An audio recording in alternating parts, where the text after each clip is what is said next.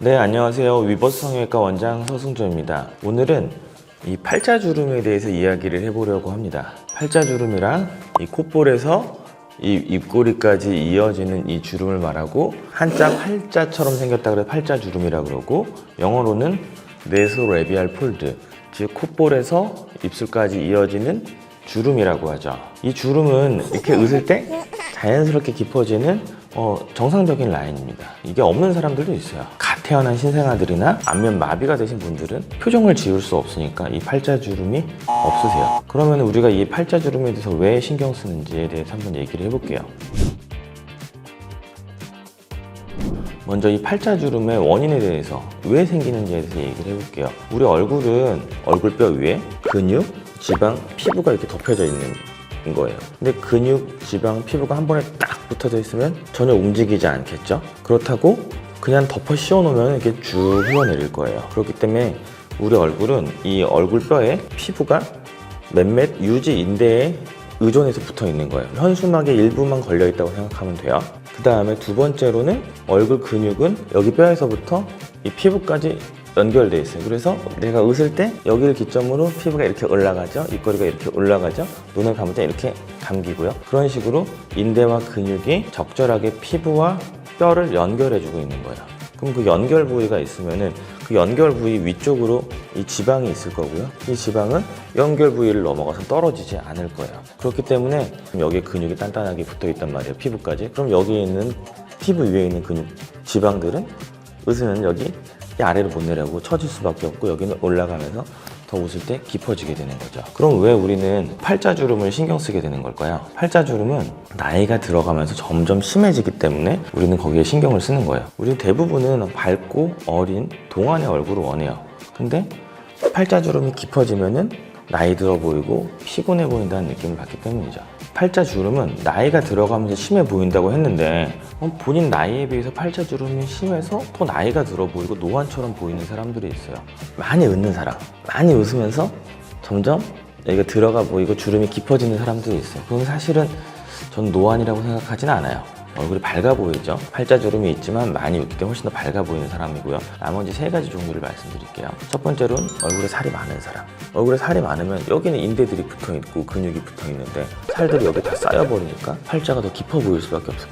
여기는 지방이 거의 없어요. 살찐다고 여기가 올라오는 일은 거의 없다고 보면 돼요. 두 번째는 얼굴이 입체적이지 못한 사람들. 얼굴이 입체적이지 못한 분들은 가운데 이렇게 쏙 들어가 있어요. 옆에서 보면 약간 편편하고요. 접시 같은 느낌을 준다고 심하게 얘기하기도 해요. 그렇게 되면 당연히 가운데가 함몰되니까 오목한 얼굴이 되니까 바깥 주변부가 나와서 팔자주름이 심해 보이기도 하죠. 마지막으로는 입이 나온 분들이 있어요. 입이 돌출이 되게 되면은 팔자주름 아래쪽에 이 부분은 같이 나오지 못해 대부분 이렇게 나오게 되죠.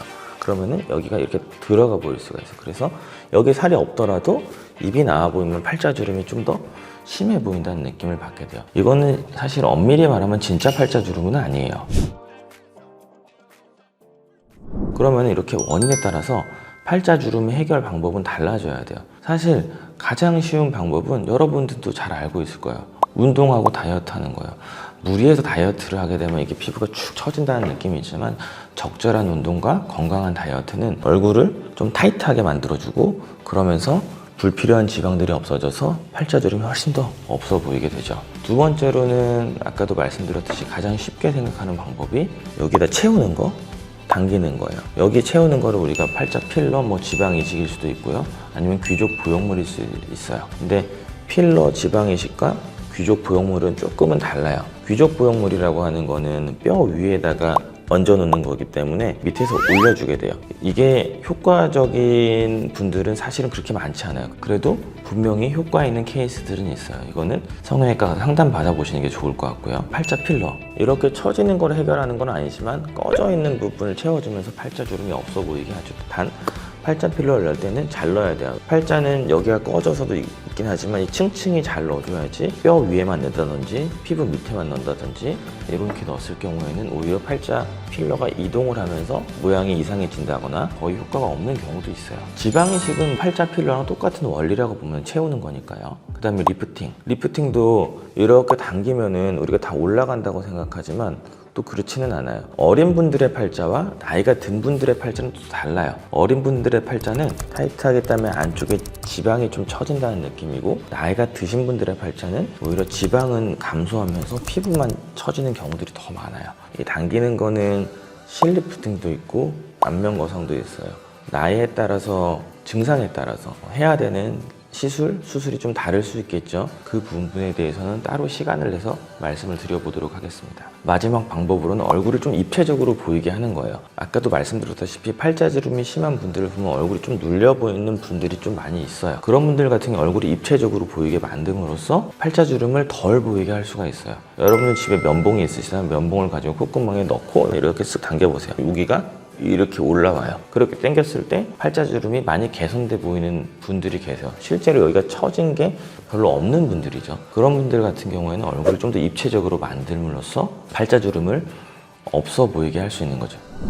정리하자면 팔자주름은 원래부터 우리가 가지고 있는 거고, 나이가 들어가면서 자연스럽게 생기는 현상 중에 하나라고 생각하면 돼요. 그 팔자주름이 조금 더 심해 보인다거나 아니면은 그것 때문에 인상이 조금 나이 들어 보이는 경우에는 보완하는 방법을 성형외과 선생님들, 피부과 선생님들이랑 상의를 해볼 수가 있겠죠.